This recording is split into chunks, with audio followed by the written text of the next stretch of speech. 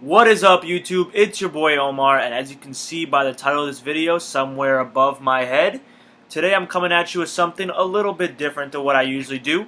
You may or may not know, but last night the NFL and NFL Network concluded their NFL100 rankings, where they survey a bunch of players across the league and ask them who they think are the best players in the league. So the top 10 was revealed last night, which finished it off. And I'm here today to react to the players' choices and what I think they did right and what I think they did wrong.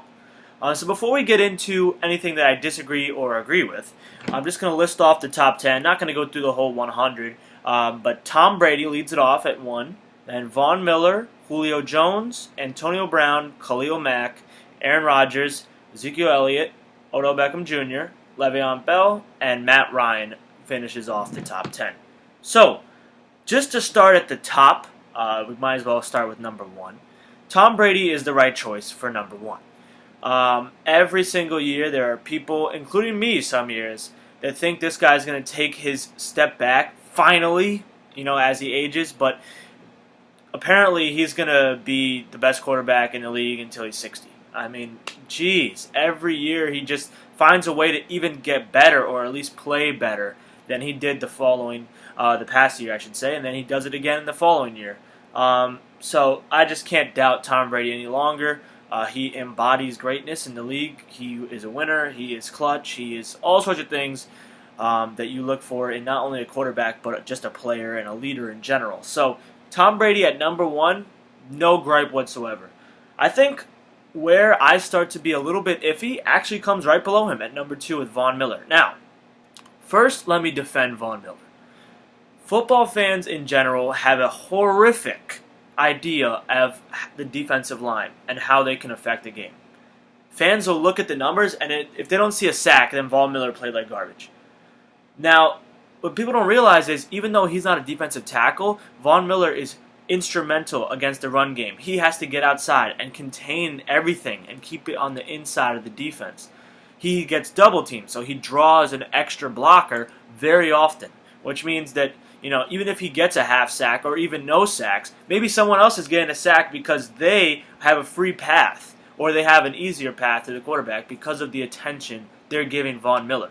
So I think it's long overdue that football fans stop being so infatuated with the sack. Obviously, it's a great talent and a great stat, but that's not the only reason why a defensive end is playing well or had a good game, is whether they got a sack or not. There's plenty more ways to affect the game as a defensive lineman.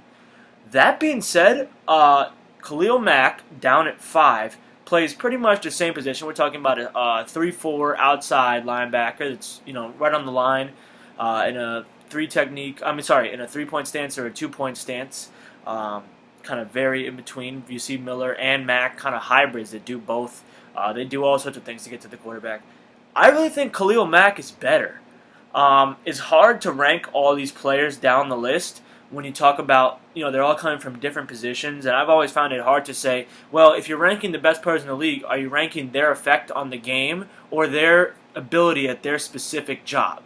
Because obviously, if we're talking about their effect on the game, then Aaron Rodgers is number 2 because he's a quarterback, But is he as good as a quarterback as Von Miller is as a defensive lineman or an outside linebacker? Maybe not. But anyway, my point being, I really think Khalil Mack has surpassed Von Miller as the best lineman in the game, if you consider him a defensive lineman. Julio Jones and Antonio Brown, no problem with that. I like the fact that Julio Jones was in front because I really think, even as a Giants fan who loves Odell Beckham Jr., I think definitely during last season and most definitely during the playoffs, Julio Jones really cemented himself as the best receiver in the league, at least for now. Next, we mentioned Rodgers at 6, which I think is a little low. I don't know. I mean, the guys in front of him I can't really argue against except for maybe Von Miller, but Aaron Rodgers is just, but whatever. He doesn't need the top 5 ranking. We all know how good Aaron Rodgers is. Here comes my biggest gripe in the top 10. Ezekiel Elliott.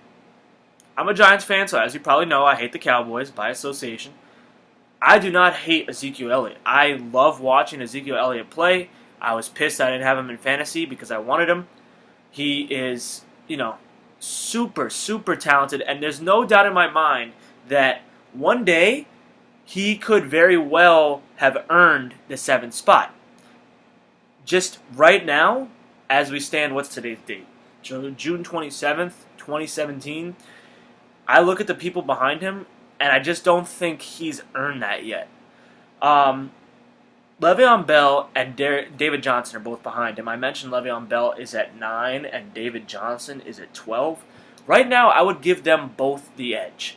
You have to take into account the fact that Ezekiel Elliott, all as talented as he is, he's running behind the best offensive line that we have seen in the last decade in football.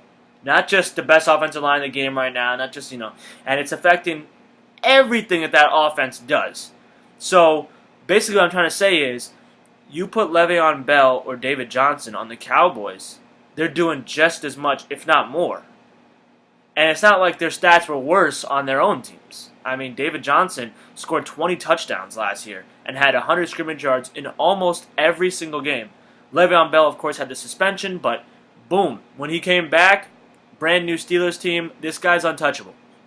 I love Ezekiel Elliott as a player. I think he should be a top 3 running back. But right now, I'd put him third behind these two guys, just because of the multifaceted talent that we've seen on multiple occasions, meaning multiple seasons, from Bell and Johnson. Odell Beckham here at 8. That's right around where I think he should be. Matt Ryan is at 10, and not David Carr. That's the older brother, but Derek Carr is at 11. Dak Prescott at 14. So this is actually really interesting because Matt Ryan and Dak Prescott, obviously being a rookie, were not ranked last year, and Derek Carr was dead last 100 in the NFL 100. And now you see these two young quarterbacks and the third, a veteran, jump not only up in the rankings, but all in the top 14. And I like it. I really do. I mean, this would seem to indicate to me that they're taking into account the fact that quarterback is a very important position, the most important position. Because if we're talking just pure talent, I think there's some people behind Derek Carr and Dak Prescott who would have, a claim that they're better. If we're talking about pure talent, I think Patrick Peterson is maybe still the best cornerback in the game. He's ranked as such. Luke Kuechly, I know he was hurt, but Tyron Smith. There's a lot of guys down here that are right up there in terms of their talent at their individual position. But these 3 guys are really, and especially Prescott and Carr, since they're the young ones, they're the future of this position. And I'd like to see, them boosted up here, and I also like to see that they didn't forget about Matt Ryan. I mean, this is a guy that I felt was waiting to have his breakout year, especially in that offense, and finally it came. So I'm happy for him, happy for the Falcons, of course. Good to see a new team make a run for the Super Bowl and at least play in it. And we all know what happened once they got up 28-3. But that's a different subject for a different day. Eric Berry's in here at number 13, another guy who came, is such a great story and was 55 last year, ranked 55th. And he's just unstoppable on that Chiefs defense.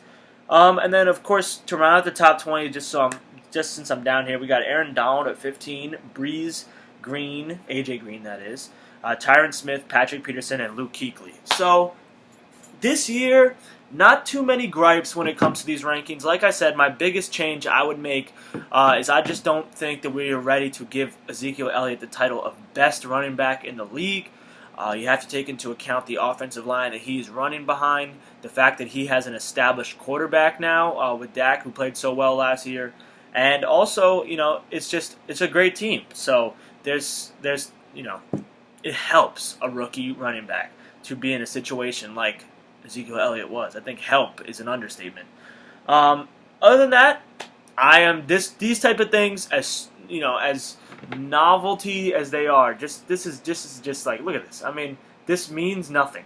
Look at all these numbers that change. I mean, we got DeMarco Murray, Stafford, Landon Collins, Mike Evans. I'm listing guys that were not even ranked last year that are in the top 30.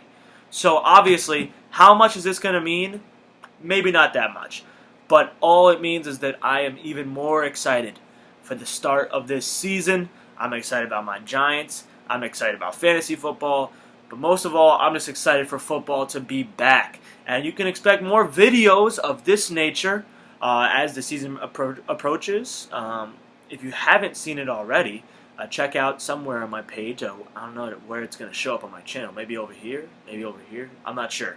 But I did make a video just talking about 3 players that I thought were going to be overrated in terms of their fantasy stock, and 3 players I thought were going to be underrated, so far at least, with the rankings. So go check that out if you want more NFL preseason coverage. And until the next time, it's Omar signing out.